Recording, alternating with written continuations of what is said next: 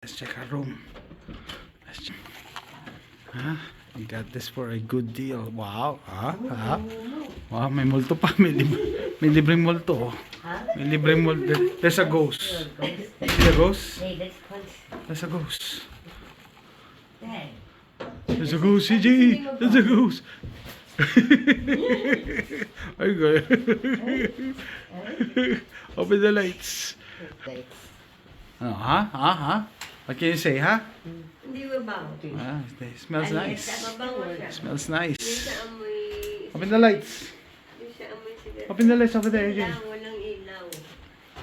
Walang ilaw to. Wala to.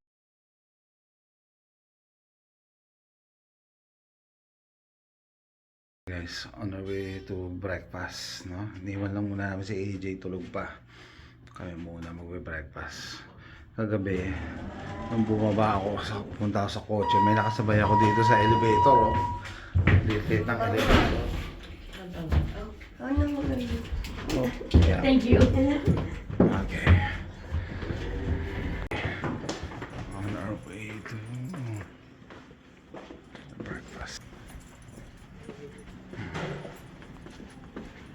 Ready?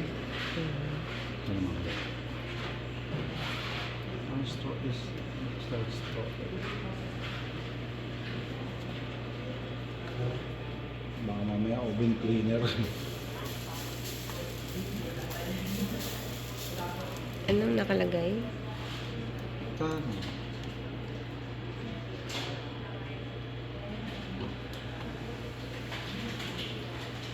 DIY, do your own waffles.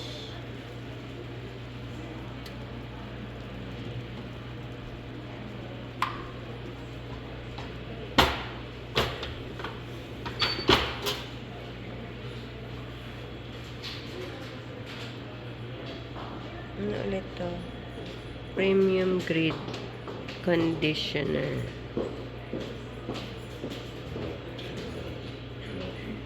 Sticking, cooking, golden mask. Once done.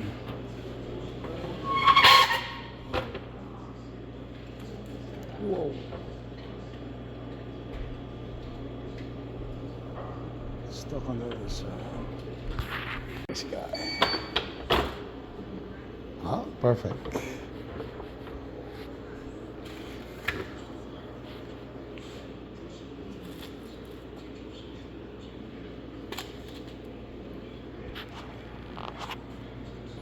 Texas.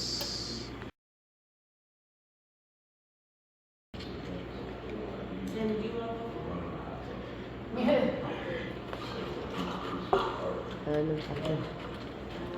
Tingay. Texas waffle. Gagawan mo ba si Ito na? Pero pansin mo,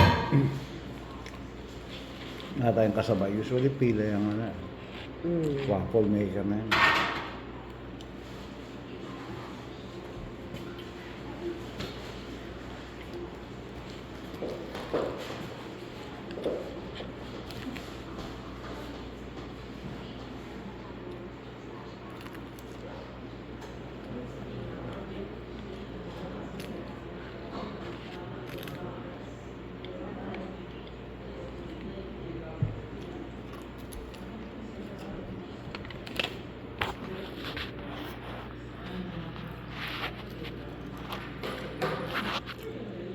Sana hindi mo ko nilagyan ng syrup ang tamis.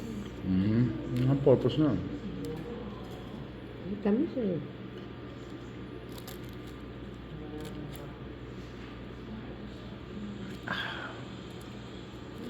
Okay ba yung kape? Sarap sa lalamunan, mainit.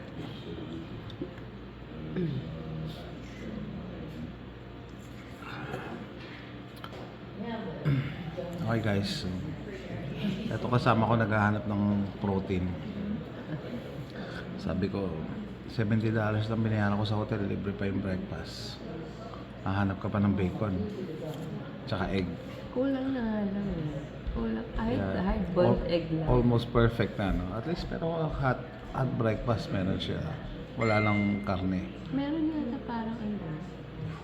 Meron parang, ano ba yan? Parang bread.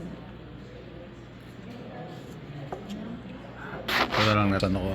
Waffle. Hi guys, for the breakfast, they provide free hot breakfast, but no protein. No proteins. Okay. Of my Texas waffle. It's their protein on a croissant. Okay. Batch croissant sandwich and orange juice.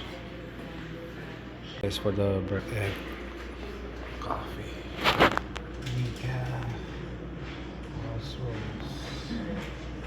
hot water.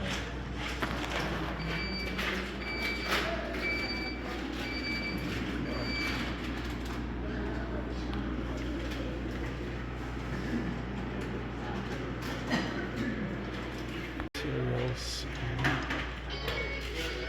Guys, bigyan ko na kayo ng review ng room. So dito good size, malaki yung restroom nila. Okay, laki din ng mirror.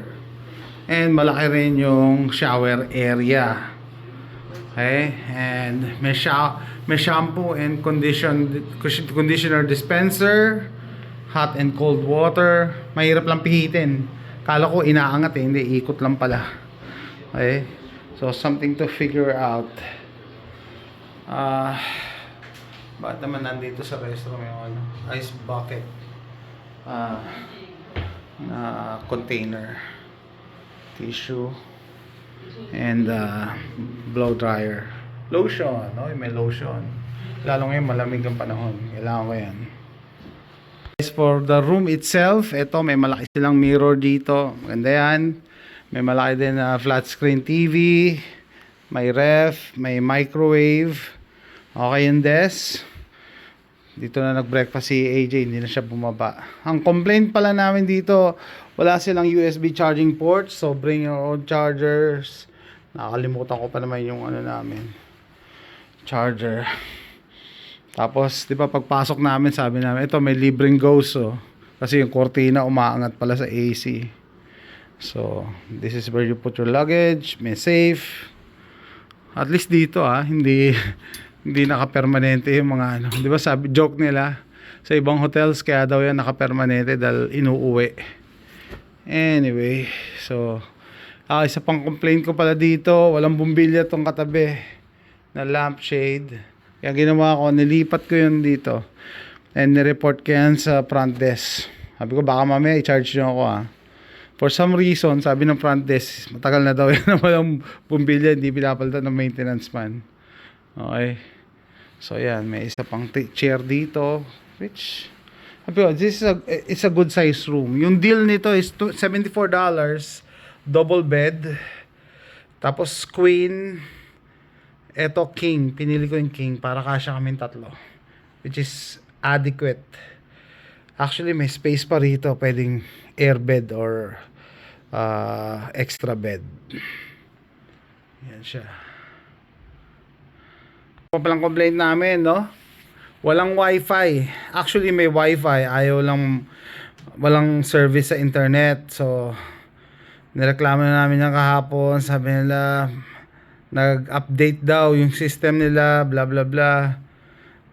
So nakakabisit nasira yung araw ko. Perfect na sana yung booking ko dito good price, good value, tapos maganda sana yung lugar. Kaso yung internet, buti na lang antok na ako kahapon, siguro dahil sa pagod sa biyahe, no, tsaka yung paglalakad namin, nakatulog din ako agad. Tsaka yung buti yung nila, yung TV nga nila, yung cable nila, madaming movie channels magkakasunod, so antokin ka na talaga, no.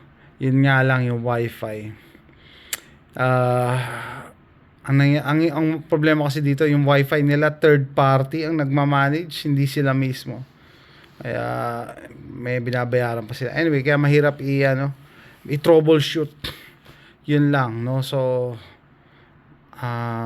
Maganda na sana, perfect na sana. Pero okay lang. Buti meron namang internet yung cellphones. Maganda yung room for its price. Pwede na talaga. Tapos maluwag pa. Natuloy yung kwento ko kanina na nung kagabi pagbaba ko, kukunin ko yung charger sa kotse. May nakasabay akong matanda sa elevator. Maliit na babae na puti. Puting-puti talaga. Naalala ko yung sa pelikulang Legion. Alam mo ba yan? Hanapin nyo yung Legion. Yung matandang babae doon na naglalakad sa pader sa Kisame. Sabi ko, pag nagbago itsura ito, tatadyakan ko to eh. Tadyakan ko to sa mukha. Kaso problema, ang liit lang na elevator eh.